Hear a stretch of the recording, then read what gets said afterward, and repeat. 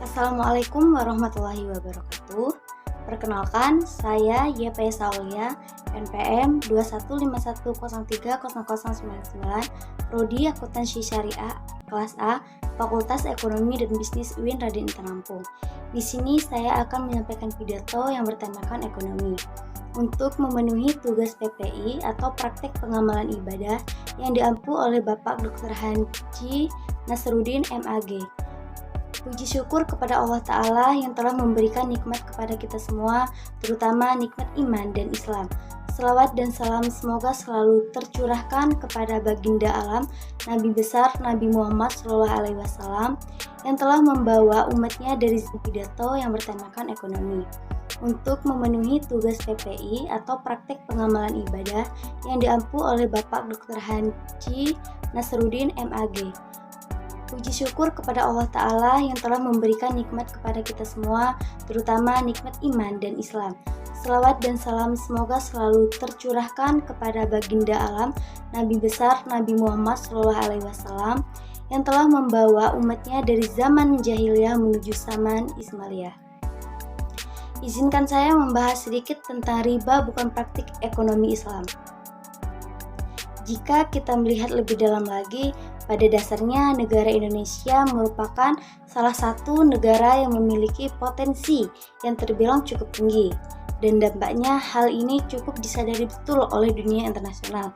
Bahkan dunia internasional nampaknya juga turut mengakui bahwa pada dasarnya negara kita ini mengalami peningkatan yang cukup signifikan dalam tingkatan pertumbuhan ekonominya. Dan bahkan Indonesia dikatakan sebagai salah satu negara yang memiliki sistem ekonomi yang terbilang canggih, sehingga pada akhirnya Indonesia pun semakin menjadi salah satu negara yang patut diperhitungkan dalam perekonomiannya di dunia internasional. Sehingga hal tersebut nampak memang memberikan dampak yang cukup baik bagi keadaan ekonomi kita, khususnya semakin banyak investor asing yang mau berinvestasi di negara kita. Seperti kita ketahui, dalam agama Islam diajarkan aturan ekonomi yang berlandaskan iman dan berasaskan akidah. Allah Subhanahu wa Ta'ala memberi beragam rezeki, penghasilan, makanan sebagai ujian dan cobaan untuk melihat kesungguhan mereka dalam memperlakukannya. Allah Subhanahu wa Ta'ala jugalah yang mengizinkan mereka melakukan transaksi jual beli dan berdagang agar urusan mereka di dunia ini menjadi teratur sesuai dengan ketentuan, kebijaksanaan, dan kasih sayangnya. Salah satu ciri khas dan keistimewaan Undang-Undang Ekonomi Islam ialah diharamkannya riba dan diancamkannya dengan ancaman keras terhadap pelaku-pelaku praktik riba. Kenapa ada macam-macam dan dosa bagi yang melakukan riba? Karena riba memiliki banyak dampak negatif, akibat buruk, ancaman bahaya, ancaman berkepanjangan, sanksi dunia dan akhirat, dan sangat merugikan kehidupan individu maupun masyarakat. Riba adalah dosa besar, kejahatan sadis, dan bencana dahsyat yang diharamkan berdasarkan kitab Allah.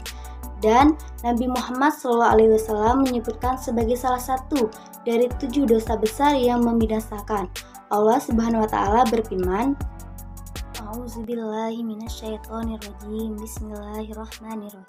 Fabizulmin manal ladzina hadu harramna alaihim thayyibatin uhillat lahum wa bisaddahim an